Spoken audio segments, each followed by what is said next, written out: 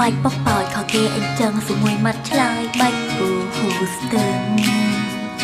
ឲ្យតែជួបពេលណាក៏មានរឿងសោយពេលនឹងបើមិននេះនោះគិតទៅគួរឲ្យខឹងមិនដឹងគេកាត់ឆ្នាំបីបានចង់លឹង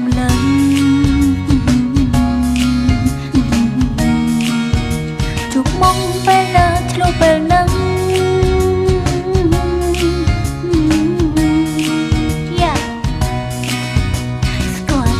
និស័យឬកម្មทำจะทำมันឆ្លោះតែអារម្មណ៍ខាងទុកមិនបាន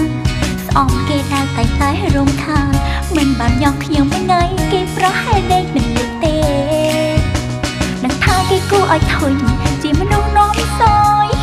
តែពេលខ្លះចង់